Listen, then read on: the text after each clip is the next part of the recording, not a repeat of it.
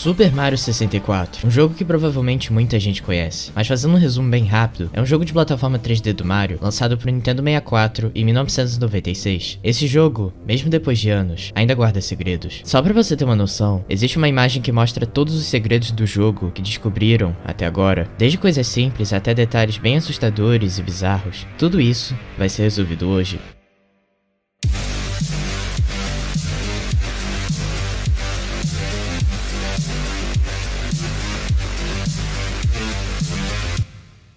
A imagem é essa. Ela é conhecida como o iceberg do Mario 64. Se você não entende como isso funciona, eu vou te explicar. No iceberg, a gente geralmente só vê o que tem em cima. A mesma coisa serve pra imagem. Basicamente, ela tem camadas, e quanto mais funda ela é, mais o segredo nela é obscuro e menos conhecido. Eu não vou falar de todos os mistérios do iceberg, porque tem alguns que são muito sem sentido e bobos. Então eu só vou pegar os que eu achei mais relevantes pro vídeo. Então basicamente é isso. Vamos começar pela ponta do iceberg.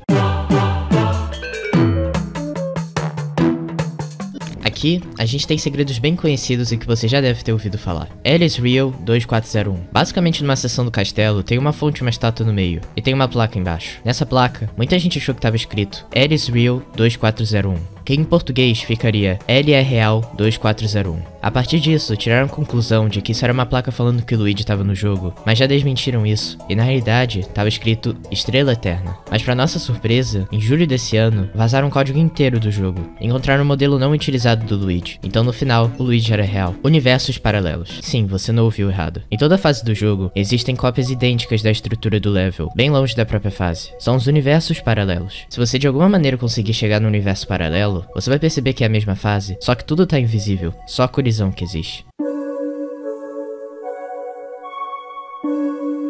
Ok, agora a gente já tá indo uma camada abaixo. Aqui os segredos ainda são conhecidos por uma boa parte da comunidade de Mario 64. O grande fracasso. Na primeira fase do jogo, você batalha contra o Big Bob-omb e derrota ele. Depois que você volta na segunda missão, você fala com o NPC e ele diz que o Big Bob-omb é só um fracasso agora. No início da montanha, tinham 2 bolas rolando. Depois da derrota, tem 3, indicando que uma delas é o Bob-omb Blarg. Isso é um inimigo que surgiu no Super Mario Road, e um arquivo dele tá presente no Mario 64, só que ele nunca foi usado. O interessante é que o modelo não tem uma textura, só uma animação. Ele ficou incompleto mesmo. A neblina na Jolly Rogers Bay. Na fase Jolly Rogers Bay, quando você entra nela pela primeira vez, ela tem uma neblina. Depois que você pega uma estrela, essa neblina desaparece. Mesmo que você volte na missão de novo, a neblina não vai aparecer. E a única maneira de ter ela de novo é criando um novo save file. Não tem nenhum motivo aparente pra isso, só algo que ficou no jogo. Por favor, caminhe em silêncio pelo corredor. Numa parte do castelo, tem uma placa que diz, por favor, caminhe em silêncio pelo corredor. O que é estranho é que onde essa placa tá, não tem nenhum corredor, e nada acontece quando você faz barulho. Ninguém realmente sabe se isso foi colocado no lugar errado, ou era uma função removida do jogo.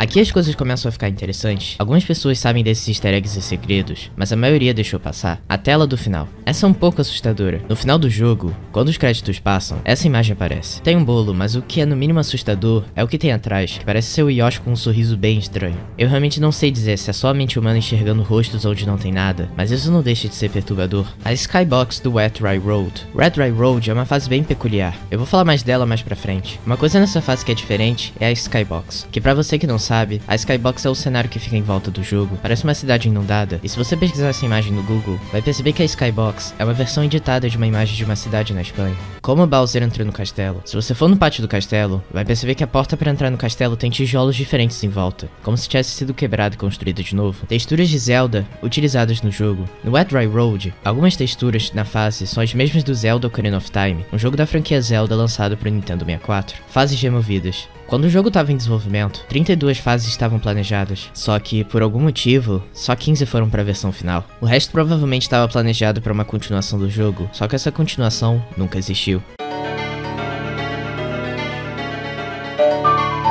Bem, a partir daqui, as coisas começam a ficar um pouco assustadoras. A aura emocional negativa do Wet Dry Road. O Wet Dry Road é uma fase com uma mecânica de água, que sobe e desce. Mas o que tem de errado na fase é a sensação que ela passa. Muitos jogadores, inclusive eu, dizem que a fase passa um desconforto, uma aura negativa. Tem vários prováveis motivos pra isso. O primeiro deles é pela fase ter uma cidade, mas ela ser totalmente vazia e sem ninguém. Isso traz uma sensação meio deprimente. O segundo motivo é porque uma parte da fase é totalmente fechada, o que traz uma sensação claustrofóbica. Existem teorias que falam que essa fase simula um cérebro humano, mas não tem nenhuma veracidade nisso. Toads estão presos nas paredes. No início do jogo, um dos Toads fala que todos do castelo foram presos em paredes. Muita gente levou isso como metáfora, mas no jogo Super Mario Bros. É contado que um Bowser transformou todos os habitantes em tijolos. Ao decorrer do jogo, quando você vai coletando estrelas, os Toads vão aparecendo, como se eles estivessem sendo libertados. Então eles literalmente estavam presos nas paredes. A build de 1995. O engraçado é que nesse item tá escrito bem grande: não pesquise. Mas o que a gente vai fazer? Pesquisar. Então, olhando sobre isso, é basicamente uma versão bem beta do jogo, que lançou em 1995. Não tem muita coisa verídica falando sobre isso, mas o que falavam é que essa versão tinha texturas extremamente bugadas, e por causa disso elas ficavam piscando, que dava dores de cabeça e até convulsões em quem jogava. A aparição do Wario.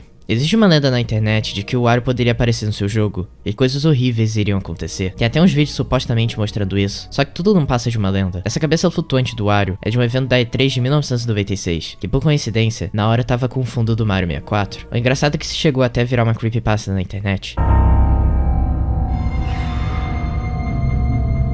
Agora a gente finalmente tá chegando na última camada. Aqui os segredos são bem obscuros. Miyamoto roubou o Mario 64 da Argonaut. Bem, pra você que não sabe, o Miyamoto é basicamente o criador de várias franquias da Nintendo. Mario, Zelda, Pokémon e por aí vai. Tinha uma empresa chamada Argonaut que tava trabalhando com a Nintendo no jogo 3D do Yoshi. Só que o Miyamoto recusou esse jogo, mas depois ele fez o Mario 64, que era praticamente o mesmo jogo do Yoshi, só que com o Mario como personagem. Isso tudo foi falado numa entrevista com o Jess Sand, o fundador da Argonaut. A continuação do jogo foi cancelada por vazamentos. Existe uma teoria que fala que a continuação do jogo teve que ser cancelada porque tiveram muitos vazamentos sobre ela. Mas eu realmente não vi nada sobre, e o provável motivo é porque o Nintendo 64DD foi um fracasso. Se você não sabe, o Nintendo 64DD era um acessório de expansão, podia permitir que você jogasse jogos mais pesados, que seriam exclusivos desse acessório. Tinha uma continuação do jogo planejada para lançar nesse acessório, só que o Nintendo 64DD foi um fracasso em vendas, então cancelaram a continuação. Toda a cópia de Mario 64 é personalizada. Ok, isso é basicamente uma teoria que conta que toda cópia do jogo é diferente. Uma inteligência artificial estaria presente no jogo, e ela modificaria minimamente os detalhes para adaptar o jogador. Por isso muita gente fala que quando elas vão jogar o jogo agora, ele não parece o mesmo de antes. Claro que isso tudo é só uma lenda urbana. Não tem nenhuma prova de que o jogo tenha uma inteligência artificial, e essa sensação do jogo ser diferente provavelmente é porque seu cérebro acaba criando memórias falsas.